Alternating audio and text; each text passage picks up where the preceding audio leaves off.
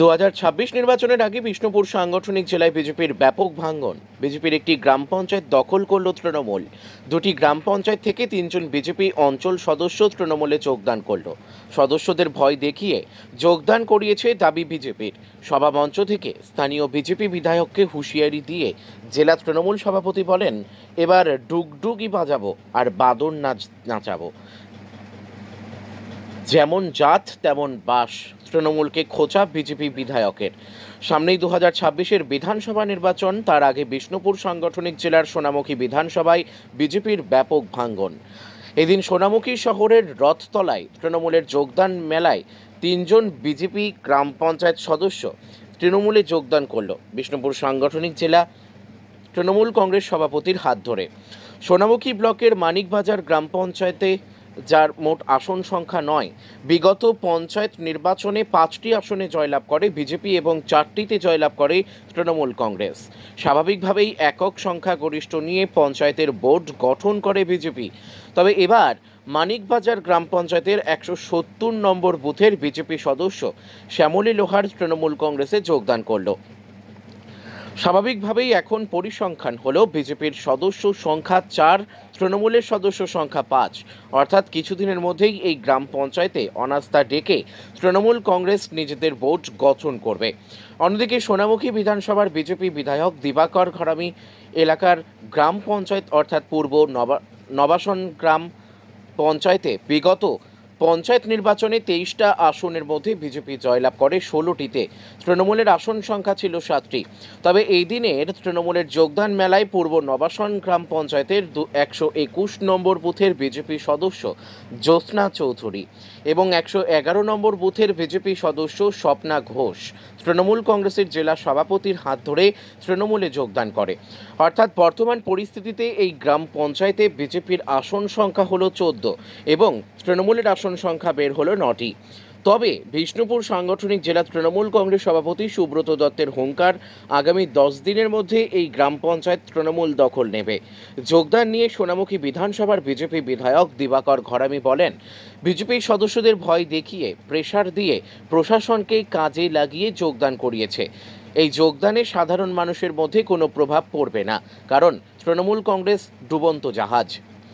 সভামঞ্চে বক্তব্য রাখতে গিয়ে বিষ্ণুপুর সাংগঠনিক জেলা তৃণমূল কংগ্রেস সভাপতি সুব্রত দত্ত স্থানীয় বিজেপি বিধায়ককে হুঁশিয়ারি দিয়ে বলেন, বিধায়ক 4.5 বছরে এলাকায় কোনো কাজ করেনি, এবার ডুগডুগি বাজাবো আর বাদরের নাচ নাচাবো, সময়ের অপেক্ষা করো।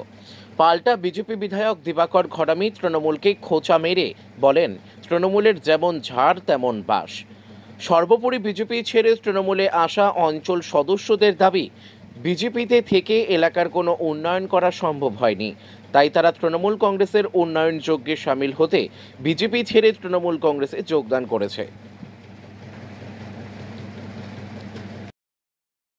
কর্মসূচিটা জেলা জুড়ে বিজেপির মহলে একটা হাউতা শুরু হয়েছে এবং তারা শ্বাসকষ্টে ভুগছে। বেশ কিছু বিজেপির পঞ্চায়েত সদস্য, পঞ্চায়েত সমিতির সদস্য, বেশ কিছু নেতৃত্ব। আমরা কিছুদিন আগে বিষ্ণুপুরেও বেশ কিছু কর্মী সমর্থক তৃণমূল কংগ্রেসে যোগদান করেছে। আজ সোনামুখী ব্লকের মানিকবাজার অঞ্চলের 1 পঞ্চায়েত সদস্য এবং নবাসন অঞ্চলের 2 পঞ্চায়েত সদস্য তারা বিজেপি ছেড়ে তৃণমূল কংগ্রেসে যোগদান করবে।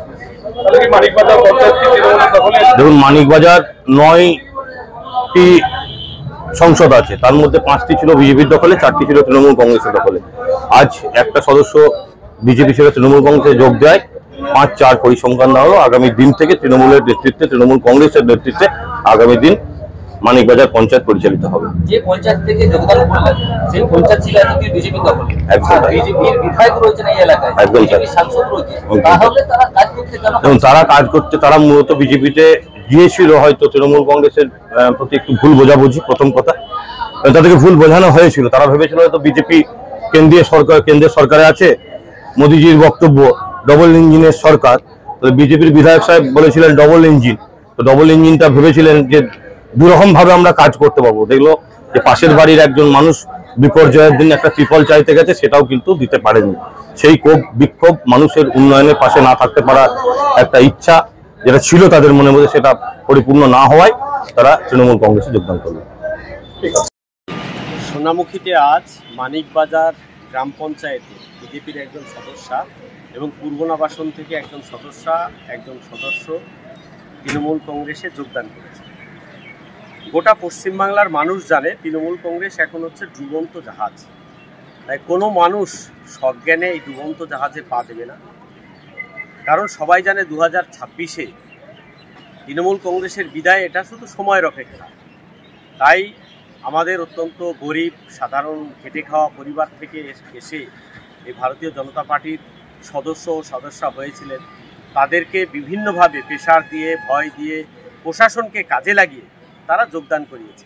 এই যোগদানে সাধারণ মানুষের মধ্যে কোনো প্রভাব পড়বে না। সাধারণ মানুষ জানে এই সময় কেউ তৃণমূলে যোগদান করবে না, কারণ তৃণমূল কংগ্রেস হচ্ছে ডুবন্ত জাহাজ। আর ওই মঞ্চ থেকে আমরা দেখলাম তৃণমূল কংগ্রেসের নেতৃবৃন্দ বিভিন্ন আজে বাজে ভাষায় সবাইকে আক্রমণ করছে, আমাকে, আমাদের সাংসদকে, সবাইকে। তো এই ব্যাপারে আমি বিশেষ কিছু বলতে চাই না, একটা কথাই বলবো, ওই তৃণমূলের যেমন ছাড় তেমন বাস। আজকে আপনি বিজেপি ছেড়ে তৃণমূল কংগ্রেসে যোগ দিলেন কেন? আমি তো উন্নয়ন মানে কাজ করতেই এলাকার, তো কাজ যুক্ত করতে পারছি না। 100 দিনের কাজ নেই, আবাসে টাকা নেই।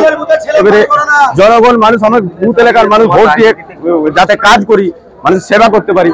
এবার সেই সেবা নানান জায়গায় বাধা প্রাপ্ত হচ্ছি। তার জন্যই আমি ওই দলে থাকার কোনো পরিকল্পনায় যে দিদির উন্নয়নের এতে এসে, মমতা ব্যানার্জির এতে এসে, তৃণমূল কংগ্রেসটা এসে যদি মানুষের সেবা বা কাজগুলো করে উঠতে পারি সেটাই দেখছি। কারণ এইগুলি তো আমাকে জিতাইছে, মানুষ ভোট দিয়েছে। পঞ্চায়েত ছিল আপনাদের, বিধায়ক ছিল আপনাদের, সাংসদ ছিল আপনাদের, তারপরে সে অনেক রকম অসুবিধা, কাজ তো হচ্ছে না, মুখেই তো কাজ হচ্ছে, এই হবে সেই হবে, কই কাজ কিছু হচ্ছে না। এবার মানুষ তো, এলাকার মানুষ তো আমার উপরে হয়ে যাচ্ছে, কি করতে ভোট দিয়ে জিতাইছি তাহলে সে তো পরিস্থিতি কি আছে। সাংসদ বা বিধায়ক তো জানিয়েছিলেন? জানিয়েছিলেন। স্বপন ঘোষ। স্বপন ঘোষ।